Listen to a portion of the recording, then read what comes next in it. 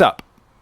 So I've been living by the ocean for about 8 years now, and this year, 2022, is the first year that I thought to buy a sup board. PJ, what in tarnation is a sup board? Well, time traveling prospector from the 18th century. A sup board is a stand-up paddleboard, and you basically do just that. You stand up and you paddle. It really is that simple. Or is it? I'm always seeing people out on the ocean paddling away, and I think to myself, I want to do that. I want to be that person out on the ocean who other people are looking at thinking, I want to do that. I want to be that person, and so on and so forth. So I went down to my local surf shop and I said, sup dudes, give me a couple of your most bodacious, tubular sup boards.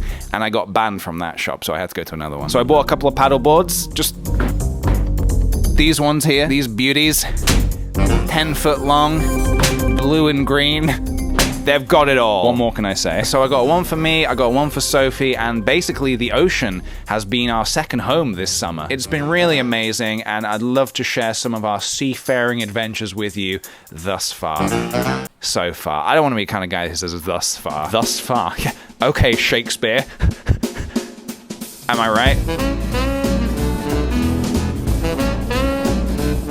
So the first couple of times we went out, I'm not gonna lie, I was a little shaky. I thought I'd be a natural at this because I really like skating, I really like longboarding, but the ocean is a completely different beast. You've got to respect the ocean or it will swallow you whole. So whilst getting comfortable with the board, I would just sit on it, which is a very comfortable and stable way to travel. So you'll see in a lot of the footage me chilling and sitting on the sup board. Here we are. The grey open seas. Always trust your instincts at sea. SDP. A sit-down board. SDP doesn't sound good. That sounds like a disease you would get from licking a rat. And remember, on the ocean, no one can hear you scream. I did very quickly work my way up to kneeling, which is another way that you can use the boards. Kneeling is very stable and is a good way to get some real power as you rip through the ocean. I know what you're waiting for. I know what you want. Did you fall off the board? We want to see you fall off into the ocean like a clown. Well, no. No, I did not fall off. At least there is no recorded evidence of me falling off.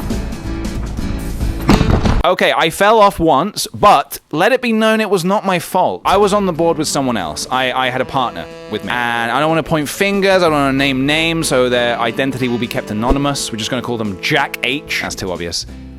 Jay Howard. Yeah, that works. Jay Howard did not respect the ocean, did not respect the paddleboard. And as we were doing a sharp turn, he was clowning around. I don't know what he was doing, but he basically capsized us and we both fell in the drink. It was a very serious moment. You'll be very pleased to hear that I survived. It was Jack Howard. You may know him from jackhoward.com. This is why I say respect the ocean at all times. If you don't respect the ocean, it's not going to respect you, okay?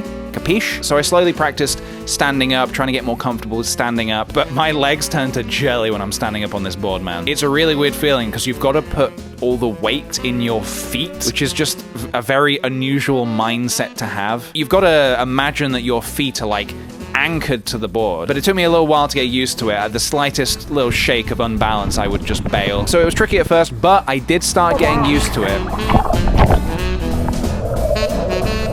And then when I did get used to standing, it felt really nice. It felt great. I finally became that person who other people could look at and say, look at that person paddleboarding. The one day that I was most confident with it, we were down at the harbor, and I forgot my GoPro.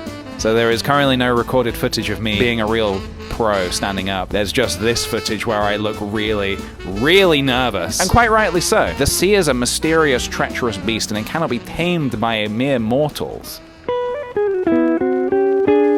Alright, for all you tech heads out there watching, let's talk gear. PJ, what gear do you use, and what would you recommend for a beginner paddleboarder? Well, the paddleboards we use, as you can see, are Goose Hill. They're beginner boards, very friendly, very robust. They're inflatable, so they're easy to transport down to the beach if you don't have a roof rack. Zero issues so far, zero complaints, other than when Jack Howard capsized us, but I don't think you can put that in a review online. Yeah, the boards are really good, 5-star until Jack Howard capsized us. That's such a specific review. Yeah, we have had that complaint a few times. He has been known to go out into the ocean and just start capsizing innocent paddleboarders like Jaws. I I wear a rash vest, which you don't need, but it's good to try and prevent your skin from getting sea salty rashes. That's never a good feeling. The rash vests are more suitable for when you're surfing or if you're wearing a wetsuit, but I wear it anyway. Helps regulate the body temperature as well. So now let's talk about the boots. I don't want to hear a single comment in the comments about the boots unless it's positive. Positive comments only, please. I've had enough of this on Instagram. PJ, why are you wearing slippers in the ocean? They're not slippers. They are neoprene seaskin wetsuit boots. Okay? Wet boots. And they are basically essentials, okay? You keep your feet warm, you keep the rest of your body warm. It is just science. It is sea science. They also protect you from doing the ungracious hobble across the stones as you enter and exit the ocean. Unless you want to look like this, of course. The other thing you may have seen strapped to the front of my board is a dry bag, which is really helpful. I would recommend it. It is what it sounds like. It is a bag that keeps your possessions dry. You put your keys, your phone, picture of grandma in there, whatever you want, and it will keep them dry when Jack Howard inevitably comes along and capsizes your board. And that is my first paddleboarding experience in a nutshell, basically. I hope you enjoyed taking a little look at my nautical adventures. I've still got a lot to learn, still got more confidence to build up, but I couldn't recommend this activity enough to people who just want to get out into the ocean, have a good time, get a little bit of peace out there, because holy moly, is it peaceful. Just you and nothing else? Yeah, that's a good place to be, at least for me. If you're a pro paddleboarder and you have any advice you want to give me, please don't.